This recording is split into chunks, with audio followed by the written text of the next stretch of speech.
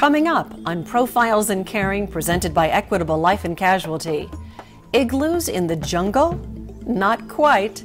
Stay tuned to find out how a U.S. nonprofit is providing jobs and homes for an entire village swallowed up by an earthquake. Profiles in Caring is next. The following Profiles in Caring is made possible through generous support from Equitable Life and Casualty, committed to caring. Hello, and welcome to Profiles in Caring. I'm Kimberly Perkins, and today we're going to Indonesia. Indonesia sits on the so-called Ring of Fire. It's an area with the most active volcanoes and the most earthquake-prone geography in the world.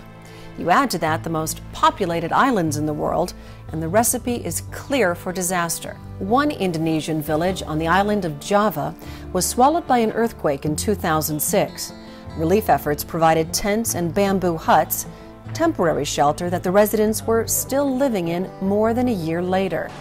Inadequate shelters that let in the significant rainfall of these tropical islands. So what's the answer in this very unstable environment? Well, one U.S. nonprofit called Domes for the World came up with a rather ingenious solution. Photojournalist Lynn Peterson and correspondent Shauna Scott have the story now from the island of Java in Indonesia.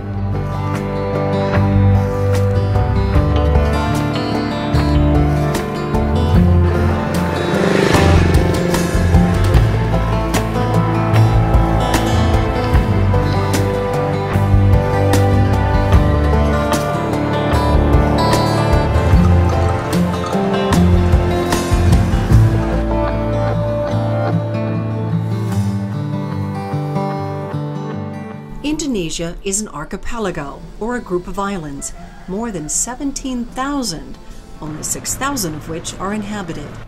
People have been living here for millennia. Java Man, an early specimen of Homo erectus, discovered on the island of Java in 1891, suggests that these islands have been inhabited for more than 500,000 years. People live much like they have here for centuries. They farm, fish, mine, and trade.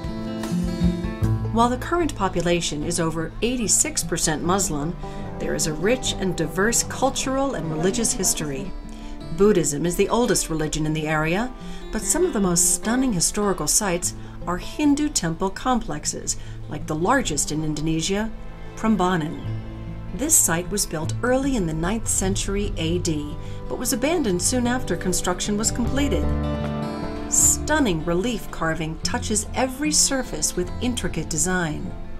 Modern reconstruction began around 1918, and the main temple, dedicated to Shiva, was finished in 1953. Many of the original building stones were cannibalized for newer constructions, and currently only those structures with at least 75% of their original blocks will be rebuilt. This leaves a larger perimeter of outbuildings with only their foundation stones piled haphazardly, indicating just how massive this complex was originally.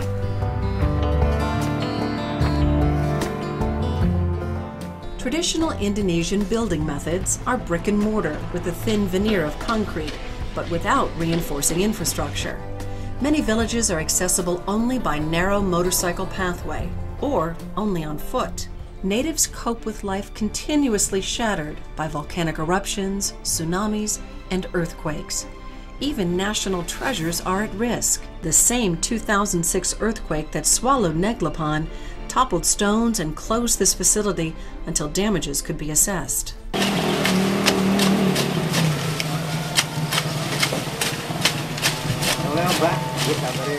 So Rudy, this is the old village? Yes. This was flat before the earthquake occurred in Indonesia. Really? This was all flat? Yes. And now this hole is where the earthquake happened? Yes. Incredible. You were here when the earthquake happened? Yes. Tell me about that day. Tell me what you remember. It was happened when I woke up in the morning. It's about 6 o'clock in the morning. When I woke up, I felt a big shaking, and I was like, whoa, what's wrong with my house? Were you scared? Yes, I was very, very scared, and I thought that I would die. Does he remember the earthquake? Anda ingat gempa buminya? Ingat. Yes. Can you tell me about what he remembers? Ya pertama-tama waktu pas kejadian gempa bumi itu. The shake is very big. The shaking is very big.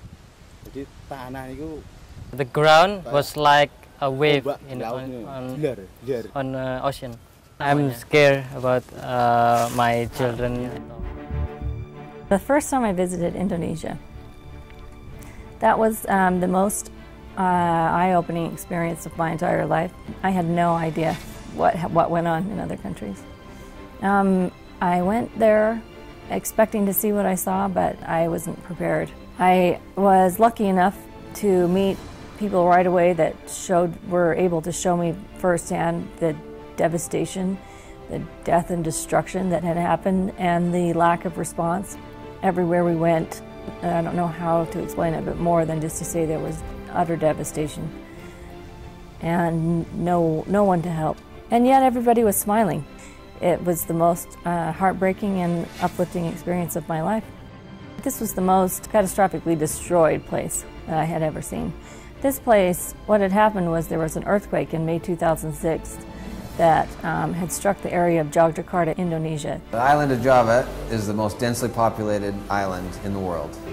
And it's also the most earthquake-prone island in the area. It's on the Ring of Fire. There's a lot of earthquakes. Everybody was displaced.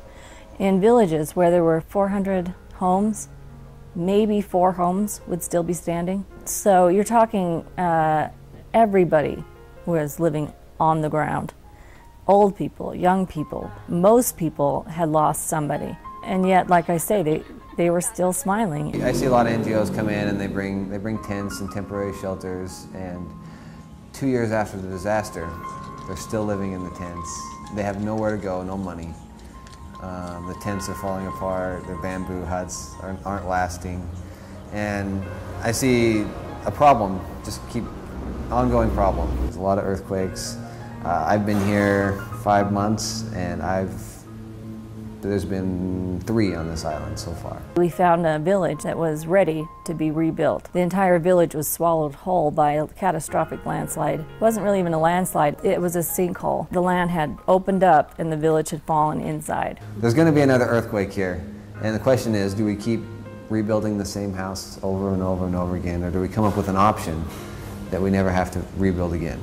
So who came up with the ingenious solution for stable, earthquake-proof housing, and what unusual form did it take? Rebecca South, president of Domes for the World, has an insider's perspective. I am number 7 out of 10 children of David B. South, who's the inventor of the monolithic dome.